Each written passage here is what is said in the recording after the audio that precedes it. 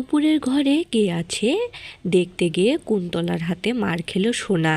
Hello viewers, অনুরাগের ছোঁয়ার আজকের পর্বে আমরা এমনটাই দেখতে পাই। সোনার জন্য দীপার মন উতলা হয়ে উঠেছে, কিছুতেই কোনো কাজে দীপার মন বসছে না। তাই দীপা বলে যে, রূপা আমার কেন জানি মনে হচ্ছে সোনা ভালো নেই। তখন রূপা বলে, মা তাহলে আমরা কি করব, ওই বাড়ি কি যাব? এ কথাটা সূর্য শুনে ফেলে আর বলে, তোমরা কোথাও যাবে না, আমার মেয়ে ওখানে গেছে, ও ভালো আছে, আর ওর সংসারে তোমরা নাক গলাবে না, ওকে ওর মতো সুখে শান্তিতে সংসার করতে দাও। রূপা তখন বলে যে তারা রেস্টুরেন্টে যাবে। তখন সূর্য বিষয়টা বুঝতে পারে আর বলে, রূপা তুই আমাকে মিথ্যা কথা বললি। তখন দীপা বলে, রূপা তোর বাবাকে সত্য কথাটা বল। সূর্য তো দীপাকে স্পষ্টই জানিয়ে দেয় যে সোনার বাড়িতে কেউ যেন না যায়। তখন রূপা বলে, মা এবার কি হবে? তখন দীপা বলে, আমরা এমনভাবে যাব যে কেউ টেরও পাবে না। অন্যদিকে কুন্তলার ব্যবহারে সোনার মনটা খারাপ হয়ে আছে। ঠিক সে সময়ে কুন্তলা এসে সোনাকে একটা ফোন গিফট করে আর বলে, আমার সোনা বৌমার জন্য আমি একটা ফোন কিনে এনেছি, আর তোমার আগের ফোনটা আমাকে দিয়ে দাও।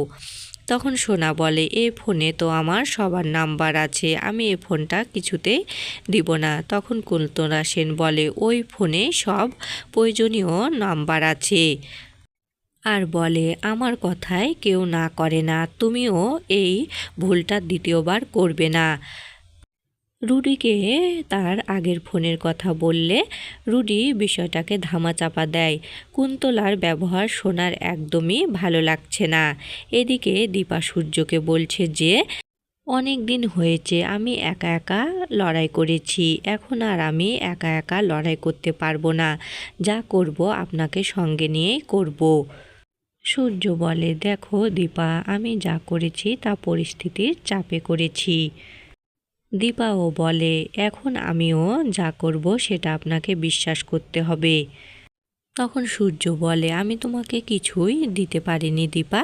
তখন দীপা বলে, আপনি আমাকে কে বলেছে কিছু দিতে পারেননি? আপনি আমাকে যেমন কষ্টও দিয়েছেন তেমন শান্তিটাও দিয়েছেন। অন্যদিকে রুডির রুমে সোনাকে নিয়ে আসে রুডি। সোনা নিজের ফোনের কথা বললে রুডি বলে, আজকে আমাদের ফুলসজ্জা, তুমি ফোনের কথা বলছো? এরপর রুডি গান চালিয়ে দিয়ে সোনার সাথে সময় কাটায়। অন্যদিকে তো সোনার কথা ভেবে ভেবে দীপার রাতে ঘুম আসে না, এজন্য সে সোনাকে ফোন দেয়। ফোনটা দিলে সোনার শাশুড়ি কুন্তলা ধরে। দীপা বলে, আপনার কাছে সোনার ফোন কেন? তখন কুন্তলা বলে, এত রাতে আপনি ফোন দিয়ে ওদের বিরক্ত করছেন কেন? ওদের আজকে একটা বিশেষ দিন। কুন্তলার কথা শুনে দীপা কি বলবে ভেবে পায় না।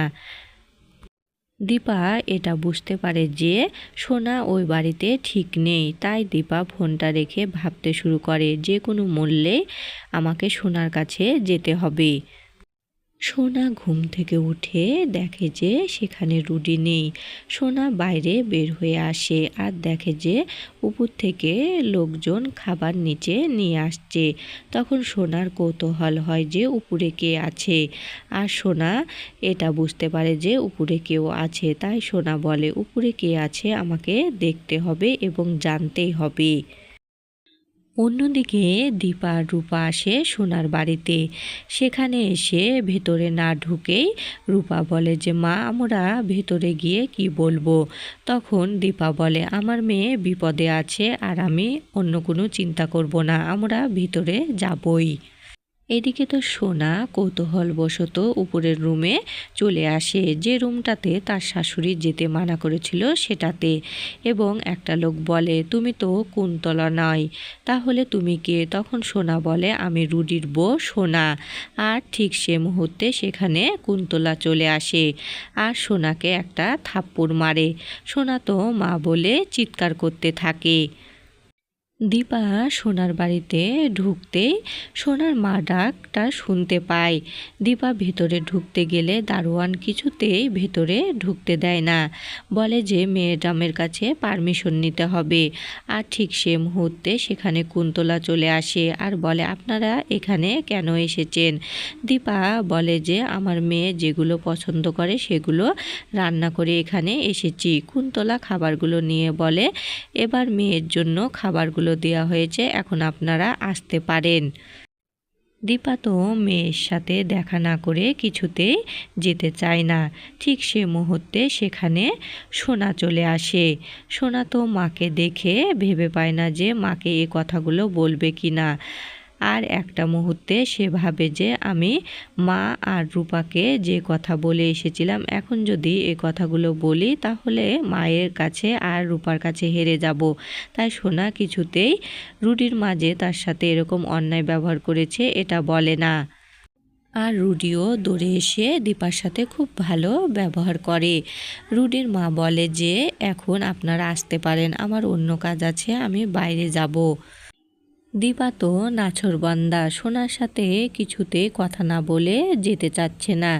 এক পর্যায়ে দীপা দেখে যে সোনার গালটা লাল হয়ে আছে। তখন দীপা ছুটে আসে সোনার কাছে আর বলে, এটা তোর গালে কিসের দাগ? দীপা এবার ঠিকই বুঝতে পারছে যে সোনার শ্বশুরবাড়ির লোক তেমন একটা সুবিধাজনক নয়, আর সোনাকে হাতে রেখে তারা একটা কোনো কার্য সিদ্ধি করতে চাইছে। কিন্তু এটা কি?